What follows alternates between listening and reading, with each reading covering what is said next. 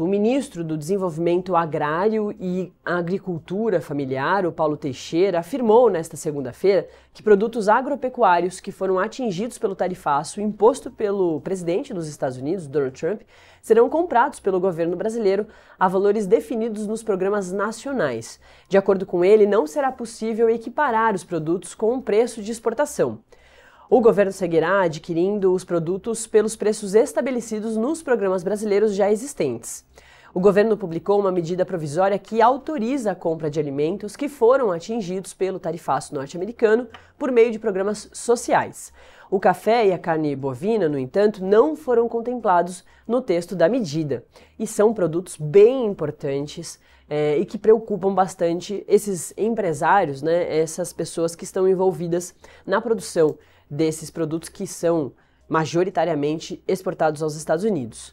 A portaria autorizou a compra de, como você acompanha aqui ao meu lado, açaí, água de coco, castanha de caju, castanha do Pará, manga, mel e pescados, que já deve ajudar bastante muita gente. Mas quem sabe bem sobre o assunto é o César Bergo, o economista e professor da UNB, que vira e mexe está aqui com a gente para falar sobre esses assuntos tão espinhosos e complexos para a gente entender sem a ajuda de um especialista. César, muito bom dia, sempre um prazer falar contigo. Explica para a gente o quanto essa medida do governo pode ajudar, inclusive já falando sobre esses produtos que são bem importantes para as exportações brasileiras aos Estados Unidos. E claro, se realmente a carne bovina e o café ficando de fora, ainda se mantém um problemão aqui para a economia brasileira. Bom dia, Natália. É um prazer sempre estar com vocês aí. Vamos lá, né?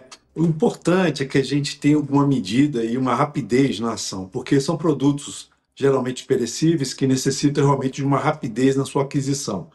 Curioso é que ontem saiu o IPCA 15, a gente viu que a manga foi o que mais caiu, 22%, né? Então parece que já está tendo um efeito aqui no Brasil desses produtos que não foram exportados para os Estados Unidos, que vão ser consumidos internamente. Obviamente tem essa questão que o governo estabelece das compras, sobretudo desses produtos, e também do mel, das castanhas, né? Mas também as castanhas, e lembrando sempre que são produtos de qualidade. Então não teria muita dificuldade de achar outros mercados para que possa colocar esses produtos, mas é importante, sobretudo, essa ação do governo brasileiro na aquisição dos produtos. Com relação à carne e ao café, o curioso também é que nos últimos 30 dias, no mercado internacional, nas cotações de futuro, estão tudo subindo de preço, né? A carne vinha caindo de preço, o café, e de repente começou a subir. Lembrando que hoje, lá nos Estados Unidos, o quilo da carne está R$ 240, o quilo do café é 250, ou seja, vai haver uma pressão dos consumidores americanos também, e pode ser que esses dois produtos não venham sofrer taxação como está acontecendo agora. Por isso que o governo também tomou essa decisão, porque são commodities internacionais. Agora, a preocupação maior, Natália, é com o pequeno produtor, aquele produtor quase artesanal, que não tem um apoio técnico, muitas vezes, para exportação e buscar novos mercados. Então, precisa também ajudar esse produtor a alocar os seus produtos. Então, eu vejo com bons olhos essa aquisição, sobretudo para a merenda escolar. Agora, uma vez que o governo vai adquirir esses produtos, vamos lembrar que outros produtos vão deixar de ser comprados. Então, vai ter uma oferta também no mercado interno de determinados produtos, e isso pode contribuir também para a queda de preço e assim contribuir para a inflação cair também, viu, Natália? Professor, agora, o tarifaço já começou a funcionar lá no comecinho do mês de agosto, no dia 6 de agosto. A gente teve essa lista de isenções dos 50%, mas que estão sendo taxados desde de abril em 10%. Já ajudou bastante, muita gente respirou um pouquinho mais aliviada, mas a gente ainda tem toda essa situação emblemática com, enfim, milhares de produtos que ainda seguem sendo taxados em 50%. Mas o governo tem essa atitude que, assim como você reforçou, deve ajudar bastante. Conversando com outros economistas, professor, e entendendo bem o movimento do empresariado, enfim, tendo esse olhar tão especializado, Como que você tem visto desse 6 de agosto até aqui, como que a gente já vem reagindo a esse tarifaço? Claro, são medidas que vão trazendo reflexos ao longo dos meses, né? O tarifaço de 50% imediatamente já causa um grande prejuízo, mas a gente vai vendo esses reflexos melhor ao longo do tempo, né, professor? É isso, né? A grande preocupação hoje, né, que a gente tem acompanhado, é com a indústria, sobretudo produtos manufaturados que são enviados para os Estados Unidos, que são produtos customizados, são produtos direcionados aos Estados Unidos, que a gente chama de tailor-made, né? Então, nesse aspecto, é preocupante, porque é um grande volume de recursos e também de mão de obras que estão por trás disso. Então, o crédito é fundamental. Então, o governo entrou num caminho também de oferecimento de crédito, né? Melhoria do maquinário, para que possa adaptar os produtos para outros mercados. Então, isso é a grande preocupação de hoje. No tocante ao agronegócio, você tem um pouco solucionado a questão, porque os produtos também estão encontrando outros mercados. O governo também está abrindo frentes de conversa com outros governos. Ontem nós tivemos a visita do presidente da Nigéria, veio o presidente do Panamá, existe um grupo que vai até o México. Então, o governo está se mexendo. Então, o grande positivo disso tudo é que o governo está agindo o que não vinha fazendo. Então, ele está tomando algumas decisões, está abrindo mercados. Agora, obviamente, eu acredito que tem que investir mesmo na reconstrução do relacionamento comercial com os Estados Unidos, porque não podemos prescindir do mercado americano. Então, essa negociação deve continuar, embora o Brasil não seja prioridade para os Estados Unidos, mas o Brasil deve insistir realmente nessa mesa, sobretudo de produtos que são super necessários para os Estados Unidos. Então, eu vejo que esse momento é um momento preocupante em função desses aspectos, não só econômicos, como geopolíticos também, mas não tenha dúvida de que o governo brasileiro está buscando novos mercados. A Índia, a China, né, a própria China já colocou à disposição para adquirir produtos brasileiros. Então, eu acho que o maior prejudicado disso tudo, o tempo vai mostrar, é o próprio consumidor americano, que deve fazer algum tipo de pressão para que essas questões sejam solucionadas o quanto antes. Do ponto de vista brasileiro, eu acho que essas medidas, que o pacote chamado Brasil Soberano pode ajudar, sobretudo na questão de capital de giro, também na questão de auxiliar aquelas empresas que importam para depois exportar, o drawback. Então, eu vejo que essas medidas são importantes, sobretudo porque incluem um pouco de medida estruturante, ou seja, a melhoria do parque industrial do país, que é necessário para efeito de a gente colocar os mais competitivos no mercado internacional. Viu, Natália? É isso. Professor, eu queria conversar contigo, um pouco fora da nossa pauta aqui, mas é que eu acho que é uma questão muito importante e que a gente vai falar aqui no Acorda nos próximos dias mais profundamente, até com internacionalistas, mas que é essa questão do Donald Trump se envolvendo no banco central deles, o Fed, que há mais de 110 anos não vive isso que ele está tentando fazer, né, que é a demissão ali da diretora do Banco Central. Acho que, falando um pouco sobre o nosso Banco Central, para que a audiência entenda o quanto é realmente preocupante essa atitude do Trump, que mostra bastante sobre como ele ou que tipo de governante ele é e está se propondo a ser nesse segundo governo dele, de mexer em uma instituição que vem sempre tentando se manter independente, e a importância de um banco central se manter independente. Eu sei que o próprio Brasil vive, né, tentando manter essa questão ou buscar essa questão também.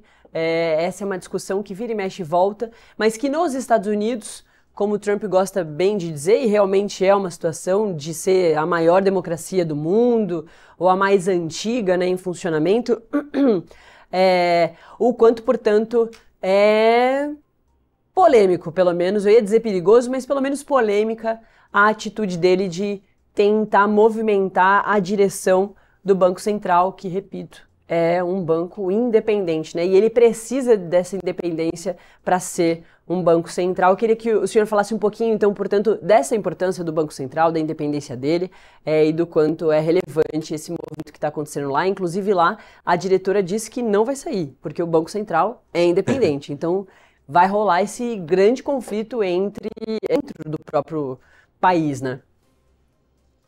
Essa questão, Natália, mostra que Banco Central não é nem da esquerda nem da direita. Então você vê que incomoda em função exatamente do que ele está trabalhando.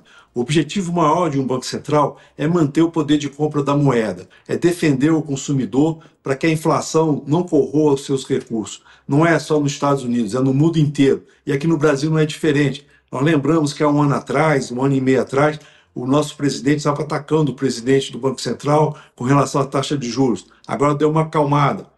A mesma coisa acontece nos Estados Unidos. O grande objetivo do Trump é forçar o Fed a reduzir a taxa de juros. Só que o Federal Reserve é diferente do nosso Banco Central.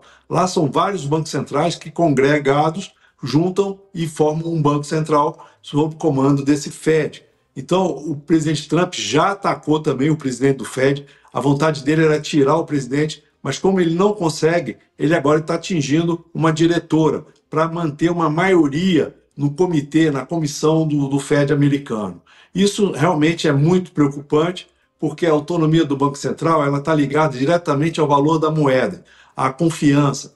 O país ele passa a ter uma certa confiança perante a sua população e no mundo inteiro. Então, mexer nesses indicadores, mexer com essa situação, acaba gerando uma grande insegurança. E o grande objetivo, acredito eu, do presidente Trump é essa, em vários setores, criar insegurança, incerteza, né? Ou seja, criar, quebrar paradigmas. E não tenha dúvida, você bem mencionou, é uma questão histórica essa autonomia.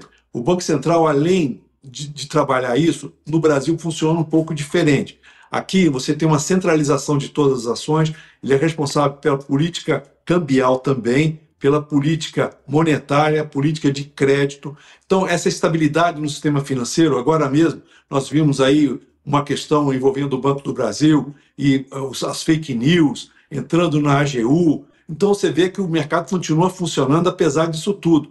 Isso tudo em função exatamente do nosso xerife, o banco dos bancos, que é o Banco Central. E não é diferente nos Estados Unidos. Um pouco diferente apenas é o funcionamento do mercado americano.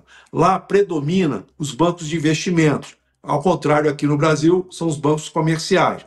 Então, essa diferença é importante para dar uma estabilidade. Por isso que o Trump também está atacando o PIX, o Trump está atacando um punhado de situações, porque é incômodo para os Estados Unidos. E não tenha dúvida que essa diretora dos Estados Unidos, em função do seu posicionamento técnico, que defende realmente o dólar perante a comunidade internacional e também, ela é motivo de ataques. Então, estão buscando pelo em ovo, né, vamos dizer dessa forma, para tirar a diretora. Mas ela disse que não vai sair. Essa é uma boa briga.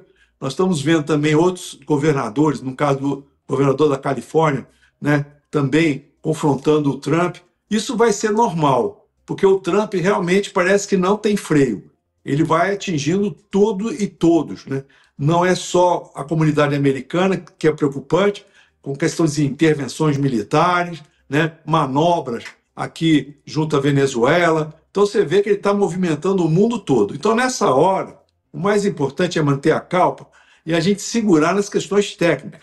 Então, a autonomia do Banco Central, a independência do Banco Central é fundamental, e já sabemos disso historicamente e também tecnicamente, para manter o equilíbrio monetário de uma nação. Então, esse movimento vai gerar muita volatilidade, a gente está vendo isso, mas, de qualquer forma, esse posicionamento da diretora é importantíssimo para manter esse equilíbrio, Natália, na política monetária americana, que eu acredito até que o próprio Fed não vai reduzir a taxa, mas vamos ver o encontro, e ele pode parecer até que é uma teimosia do Fed, mas não é.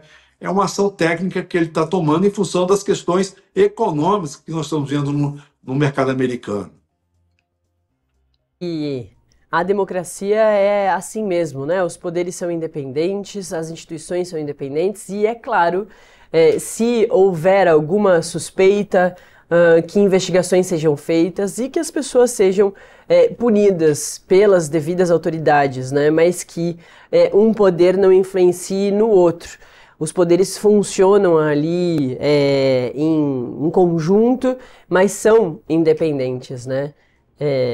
Enfim, vamos ver o que vai acontecer. Mas eu acho, Natália, diga. eu acho o seguinte, né?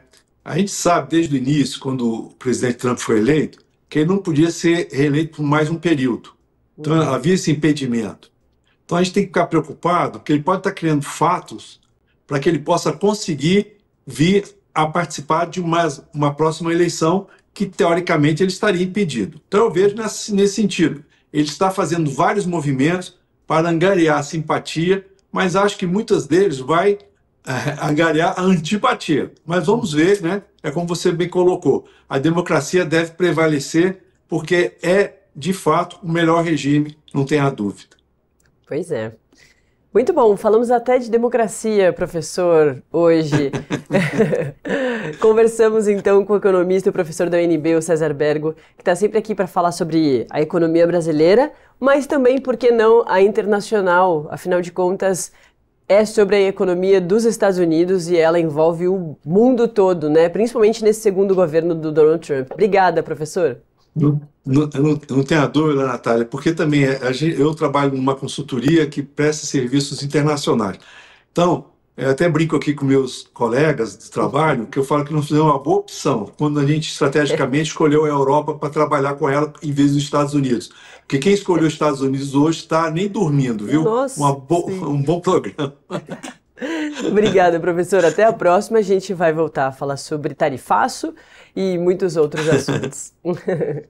Tá bom, querido. Um grande abraço e bom trabalho. Valeu, bom trabalho.